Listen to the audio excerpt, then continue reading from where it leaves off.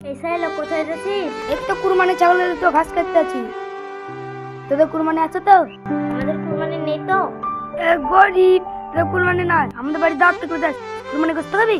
গোস্ত খাবি? খাবি গোস্ত খাবি? ওই শালা কই কার সাথে কথা বলছিস রে? আব্বা মরে যায়নি, আমি পারে মাসুদ আর বিটির সাথে। তুই আমার ছেলে হয়ে ভিখারি মেয়ের সাথে কথা বলছিস, আর তুই কোথায় আছিস রে? ঘাস কাটতে আব্বা। ঘাস কাটতে হবে না, টানার যে কালো হয়ে যাবি, চল।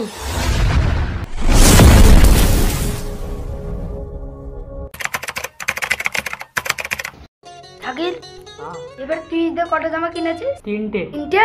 হ্যাঁ, আমি দুটো কিনেছি। লে খেলা শুরু কর। ऐसा লোক আমাকে খেলা নিবি? তোকে খেলা নিবো। তাহলে তুই বল ঈদে কটা জামা কিনেছিস?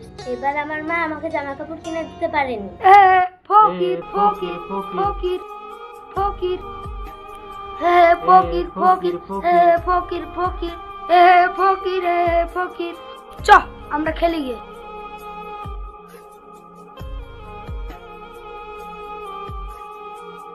কি হলো উষা, কাঁদছিস কেনে?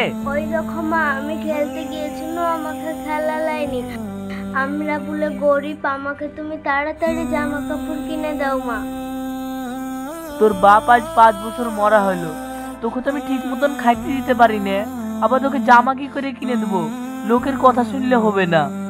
আমাদের কি আত্মীয় স্বজন কেউ নাই মা, আমাকে একটা ঈদের জামা কিনে দেবে তো? তুই কি সেই ভাগ্য নিয়ে জন্মেছিস? তোর এক চাচা আছে বিরাট বড় লোক, কিছু দিতে হবে বলে খোঁজ খবরই লাই না। এবার ঈদে তুমি জামা নিয়ে দাও না নিয়ে দাও, এবার ঈদে কিন্তু আমি দই মিষ্টি খাবো। মা তুমি আমাকে কিনে দেবে না? দাও না মা, দাও মা, দাও। বাড়ির হালচাল ভালো না, টাকা পয়সা নাই, আবার দই মিষ্টি খাবো? দই মিষ্টি?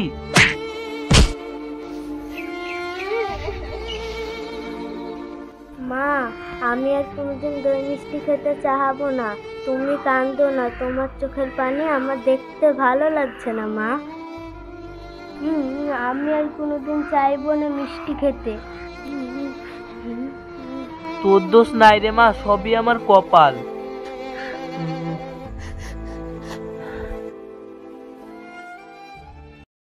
এসাই লোক কোথায় যাচ্ছিস? এক তো কুরবানি ছাগলের তো ঘাস কাটতে আছি। তোদের কুরবানি আছে তো? আমাদের কুরবানি নেই তো।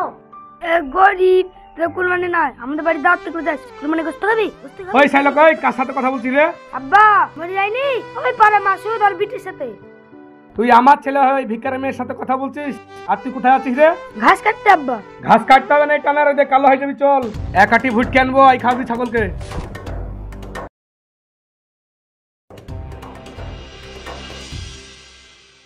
এটাই তো মনে হয় সেই শাইলাকদের বাড়ি। যাই।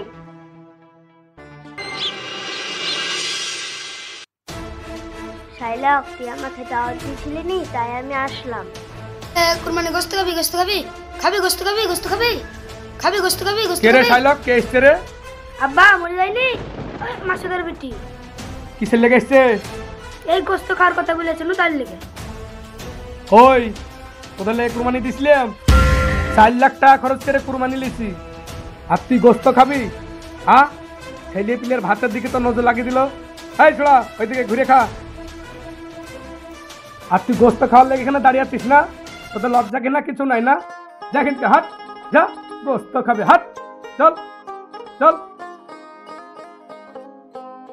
তুই আর লোক পাইস না নাকি? এই ছোট লোকদেরকে দাও দিস, দিবি তো বড় লোকদেরকে দিবি। জানে কিছু মানলেও বুঝেছিস? ওইসব ছোট ছেলের সাথে, গরিব ঘরের ছেলে পেলের সাথে কোনো সম্পর্ক রাখবি না। ঠিক আছে আব্বা। আজ এবারতে ভাই কিসের গ্যাস আসছে? জানেন না ভাই, আর একটা বড় কুরবানি দিয়েছিল, পাড়ার মানুষকে তো একটা গোছও দেয়নি, আর ওদের বাড়িতে ফিরে যাচ্ছে কিনা তাও জানি না। মাংসর গন্ধতে পাড়ায় আর টিকতে পারলাম না। মানুষ কিসের লেগে কুরবানি দেয়? গোস খাওয়ার লেগে দেয় না আল্লাহ রাস্তায় দান করার লেগে দেয়? চারটে গরিব মানুষকে দিলেই হতো। সে মানুষের বিবেক বলে কিছু নাই।